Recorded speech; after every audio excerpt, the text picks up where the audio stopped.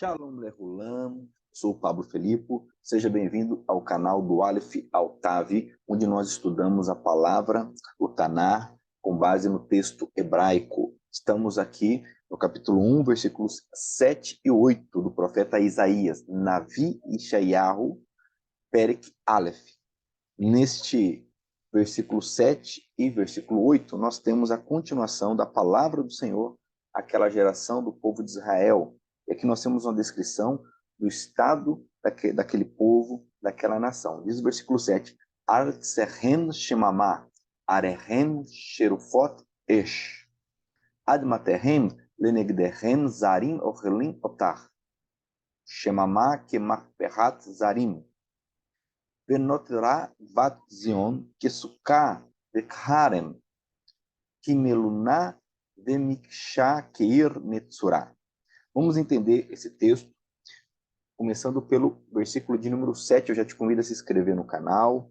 Sempre recordo aí que vale muito a pena o seu comentário, eventuais dúvidas, sugestões. Mas diz o texto aqui, ó, Artserhem Shemamah. Nós temos aqui, Artserhem é a palavrinha Eretz. Eretz significa terra, território, país, uma palavra muito importante no vocabulário bíblico, porque aparece aí cerca de 2.400 vezes. E ela está aqui com o sufixo, a segunda pessoa masculina, plural, rem, ou seja, vós, vocês, artserem. E aqui, no substantivo, quando o sufixo pronominal é ligado ao substantivo, ele traz a ideia de posse. Então, a terra de vocês, a vossa terra, o seu território, o seu país, o país de vocês, Shemamá. Shemamá significa uma área abandonada, uma desolação, um lugar realmente abandonado. Então, começa o juízo descrevendo agora a questão geográfica, local. Vimos em versículos anteriores a descrição espiritual, fazendo comparações com feridas, com machucaduras, e aqui vemos uma descrição daquele território. Então, Artserhem Shemamah, Arehem Serufot Esh. Então, nós temos aqui a palavra, a expressão, melhor dizendo, Arehem. Você vai perceber muito aqui os sufixos, nesse trecho do versículo 7, e o próximo também, versículo 8. A presença é constante de sufixos. Aqui, mais uma vez, você vai perceber uma palavra que, no caso, é Ir, significa cidade, também muito comum, cerca de 1.090 vezes, e mais uma vez o mesmo sufixo que vimos na porção anterior.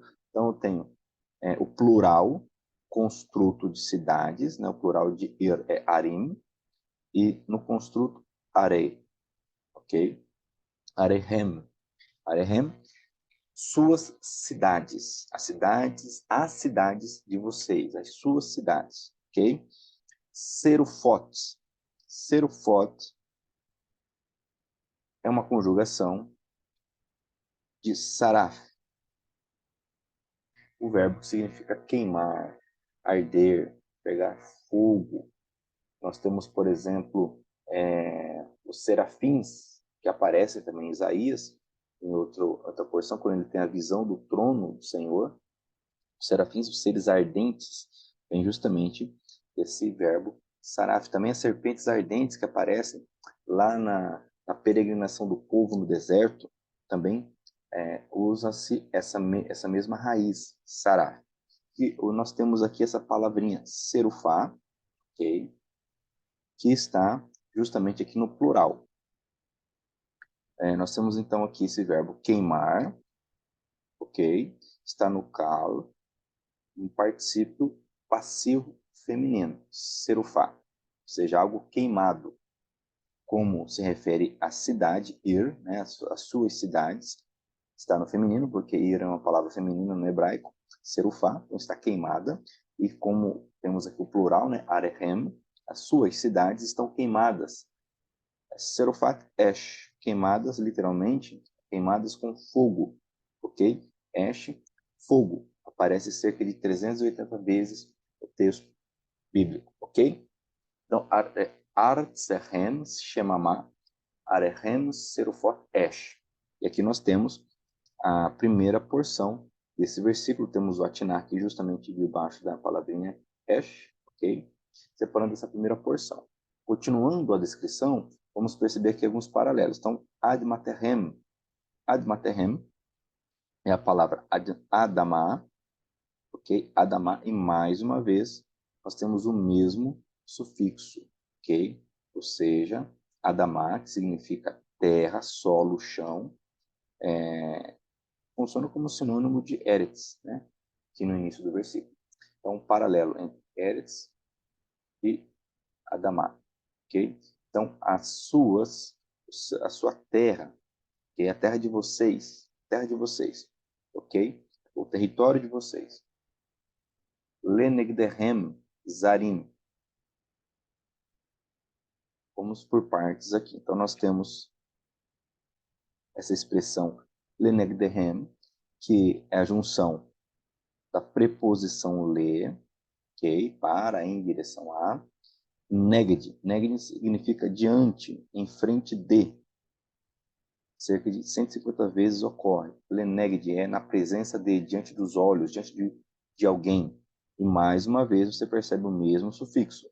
Ok? Ad materhem lenegdehem.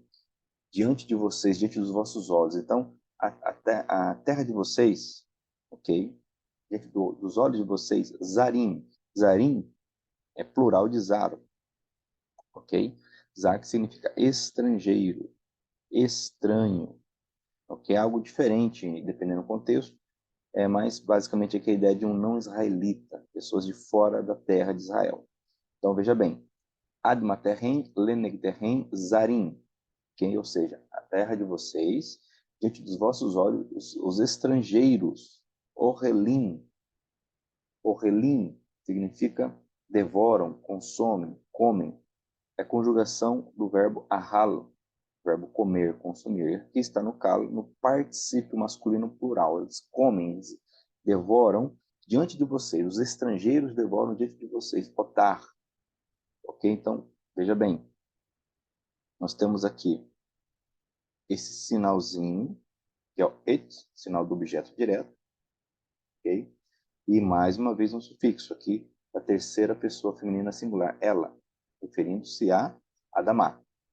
Então, Zarim, Zarim, Orlim, comem, devoram a ela, comem-na, ok? Devoram-na, otá, ok? Otá. Então, ad materhem, lenegdehem, zarim, orlim, otá. Ou seja, terra de vocês, diante dos seus olhos, é consumida, ou foi consumida, foi consumida pelos estrangeiros. E os estrangeiros comem diante de vocês, devoram. E continua aqui, nós temos aqui sobre otar um acento aqui disjuntivo, fazendo mais uma separação, mais uma pausa aqui, para continuar o raciocínio. Ok? O Shemamá, que marperat zarim. Então, nós temos mais uma vez a palavra Shemamá, ok? Ligada aqui com o vav que liga o conjuntivo, ok? E por que aqui ele não aparece o vav e o shevá? Aparece o vav com o shurek, o shemamá. Porque a regra nos diz que toda vez que eu tenho um shevá, um vav com shevá, diante de outro shevá, ele transforma-se em shurek, ok? O shemamá. O shemamá, que marperat. Então nós temos essa palavra com um prefixo que significa conforme, segundo, como, ok? A ideia de comparação também, como marperrat. Marperrat, ok? É o construto de marperrat, uma palavra interessante. Essa expressão é interessante, marperrat. Marperrat, ela aparece apenas 6 vezes no texto do Taná. Apenas 6 ocorrências. Isso significa derrota, destruição, demolição, ok? Ela aparece, como eu disse, 6 vezes. E dessas 6 vezes, apenas aqui, ela não se refere expressamente à destruição de Sodoma e Gomorra, Então, Mar-Perá é a destruição que se refere à destruição de Sodoma e Gomorra. Então, ela é citada, por exemplo, lá em Deuteronômio, é citada por Jeremias, é citada por Amós e é citada por Isaías em outra passagem. Total de 5 ocorrências. E essa aqui é a única que não vem seguida, Mar-Perá, como de Sodoma e Gomorra. Apenas Mar-Perá, Zarim. Porém, na continuação do texto, você vai perceber que no versículo 9, o povo de Israel é comparado a Sodoma e Gomorra. A destruição ocorrente aqui ou prometida é comparada à destruição de Sodoma e Gomorra, que é um parâmetro do juízo de Deus no texto bíblico. Então, veja bem, o Shemamá, Kemarperat Zarim. Então, e assolação, destruição, como a destruição de estrangeiros, ou como destrói, como assola os estrangeiros. Novamente, vemos aqui Zarim. Então, temos essa repetição. Temos aqui no texto, vamos perceber que o versículo Zarim, depois novamente Zarim, temos Adamá, que podemos pôr como um sinônimo de Eretz, que também tem um paralelo aqui em cidades. Então, nós temos o seu país, suas cidades, seu território, ok? Então, Artsehem, Shemamá, Arehem, Serufat, Esh. A terra de vocês é uma desolação, ou tornou-se uma desolação. As suas cidades estão queimadas a fogo. A terra de vocês, diante dos seus olhos, foi consumida ou é devorada pelos estrangeiros. Os estrangeiros a devoram. Desolação como a destruição de estrangeiros. Ok? Esse é o significado, uma tradução razoável do versículo 7. Continuando no versículo 8, nós temos então Venotra vat Zion Kesuká verharem Kimeluna Vemiksha Keir Metsurá. Então começa com essa expressão aqui, Venotra, Venotra.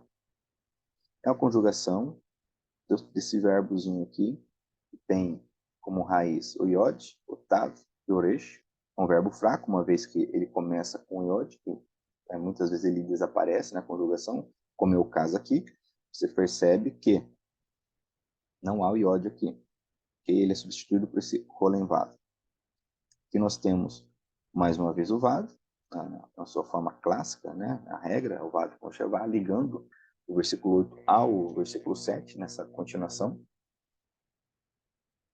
E nós temos essa conjugação do verbo, que está no nifal, por isso que temos esse num aqui. É uma marca do nifal, ok? Notorá.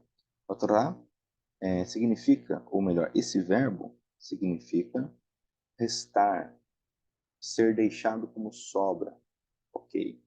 Está no nifal perfeito, ok? Na terceira pessoa feminina singular. Então, e deixou, ok?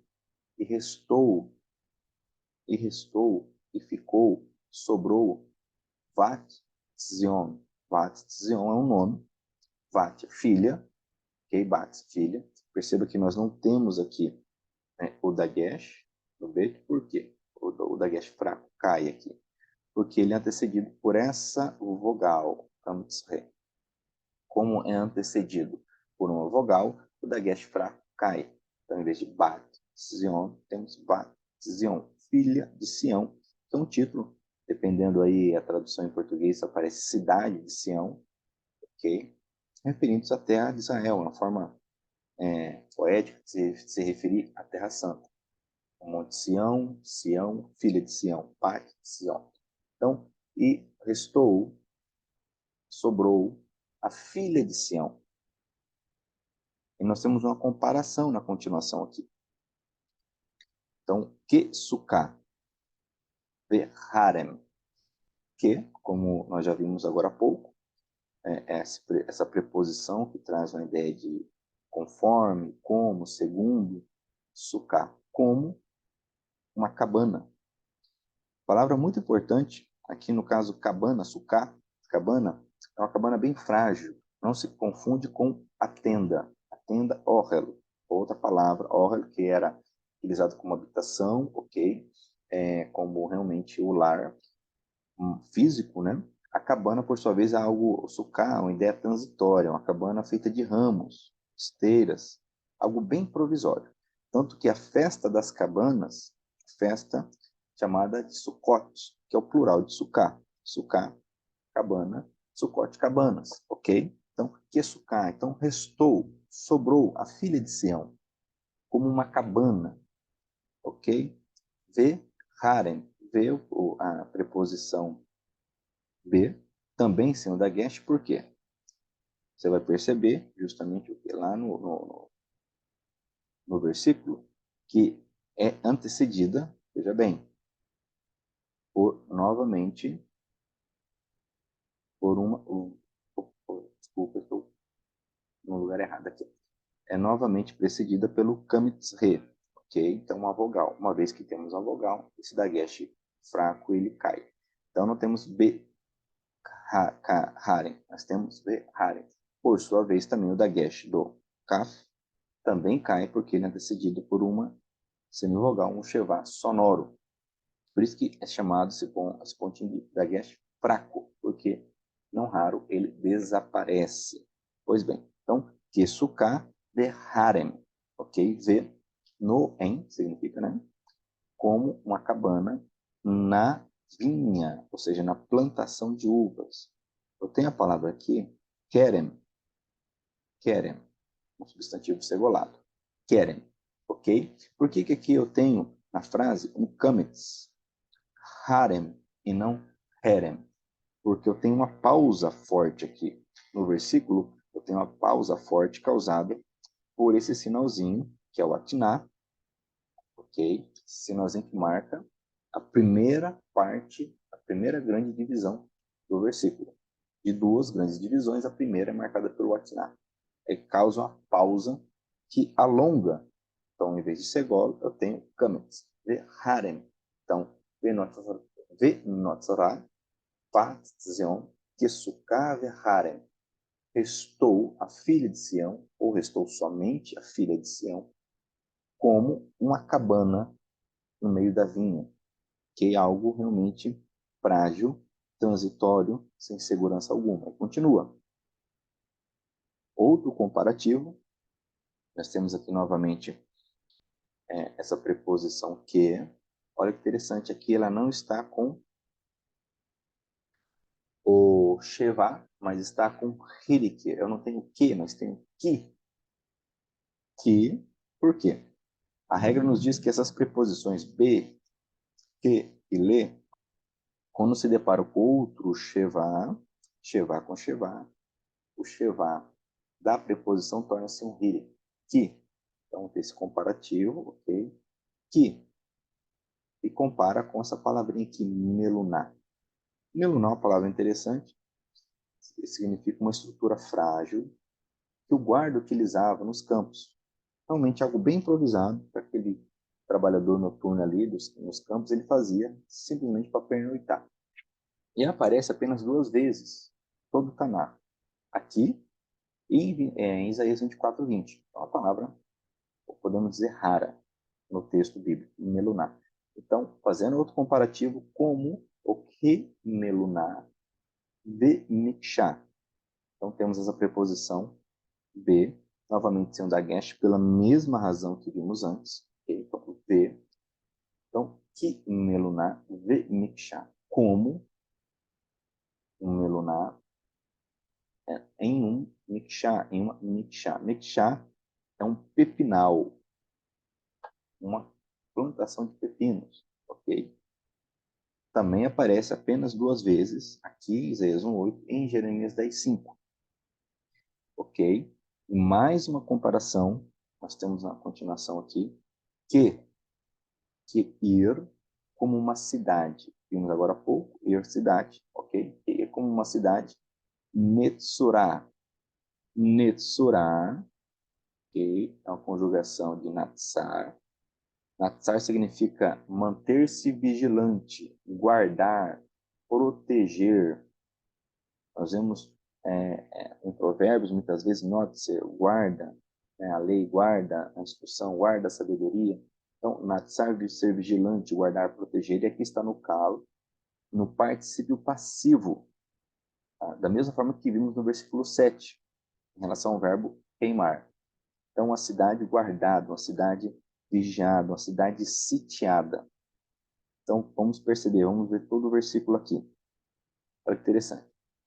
Benotará, bat zion kesuká verharem, ki meluná bemiksha keir netzorá. Então, nós temos aqui a declaração que restou, com toda aquela situação escrita nos versículos anteriores, e no versículo 7 que nós lemos, restou a filha de Sião, né? Nós temos essa expressão aqui poética, filha de Sião, restou a filha de Sião como? Como uma simples cabana no meio da vinha. E você vai perceber aqui os paralelos. Então, Kesuká é paralelo de Kimeluná. Nós temos aqui Suká, uma cabana, e Meluná, uma espécie de cabana também. Kesuká, Verharen, ou seja, na vinha, é que nós temos no pepinal, ou seja, uma plantação de alguma coisa. Então, plantação de uvas e aqui plantação de pepinos. Então, dois comparativos e dois paralelos. E, por último, compara com uma cidade sitiada, ou seja, vigiada, sem chances de escapatória. Então, vou ler novamente o versículo 7 e 8, para encerrarmos o vídeo. Vamos lá. Espero que você esteja gostando e compreendendo. Espero que esteja te ajudando a entender o texto hebraico. Artserhem Shemamah, Arechem Serufot Esh, Admaterhem Lenegderhem Zarim Ochlim Otar, Shemamah Kemachperat Zarim, Benotra Vat Zion Kesuká Verharem, Kimeluná Vemiksha Keir Netzorá. E assim continua a palavra do Senhor com o juízo, mostrando para aquele povo as consequências dos seus erros, a consequência do pecado, de se endurecer, de abandonar o Senhor, de não reconhecê-lo como único Senhor e Salvador da vida deles. Ok? E com isso, eu encerro esse vídeo, encerro a análise dos versículos 7 e 8 de Isaías. Muito obrigado por nos acompanhar. Mais uma vez eu te digo que estou na expectativa dos seus comentários. Espero que você realmente esteja sendo edificado, ok? Com esse conhecimento que nós temos tentado passar. Muito obrigado e até o nosso próximo vídeo.